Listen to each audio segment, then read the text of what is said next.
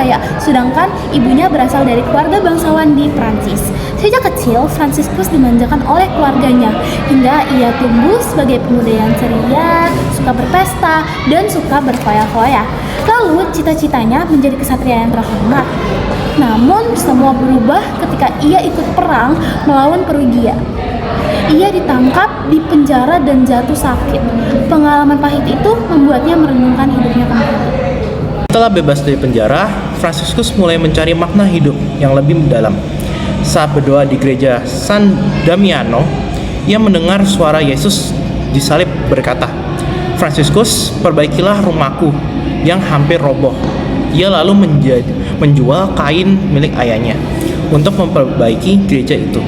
Namun ayahnya sangat marah hingga Fransiskus dilucuti pakaiannya di depan umum. Sejak saat itu, Fransiskus meninggalkan keluarganya dan memilih Tuhan sebagai satu-satunya bapaknya.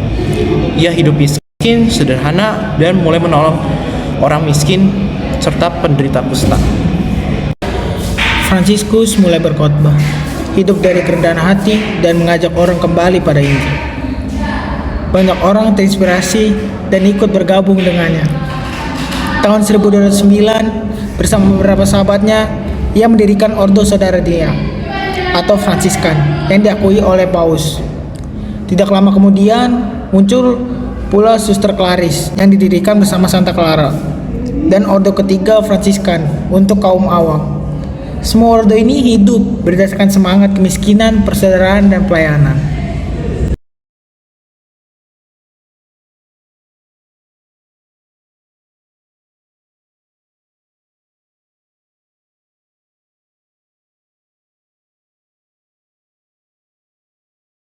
Fransiskus sendiri dikenal sebagai sahabat alam semesta, yang dimana ia memandang semua ciptaan sebagai sahabat. Nah, kisah terkenalnya dia adalah menjinakkan serigala buas di Gubbio dengan kelembutan. Dia juga mencoba berdamai dengan Sultan Mesir saat perang salib, menunjukkan bahwa kasih lebih kuat dibandingkan kekerasan.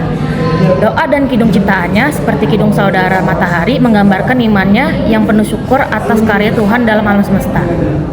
Pada tahun 1224, saat berdoa di Gunung Laverna, Fransiskus menerima stigmata atau luka-luka seperti Kristus disalib. Meski menderita, ia tetap bersyukur dan bernyanyi memuji Tuhan.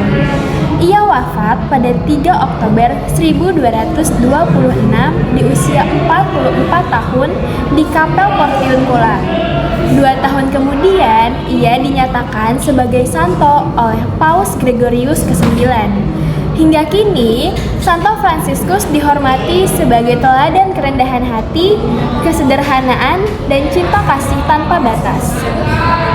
Jadi, hidup Santo Fransiskus dari Assisi adalah perjalanan dari kemewahan menuju kesederhanaan, dari ambisi pribadi menuju pelayanan, dan dari cinta duniawi menuju cinta sejati kepada Tuhan serta seluruh ciptaan.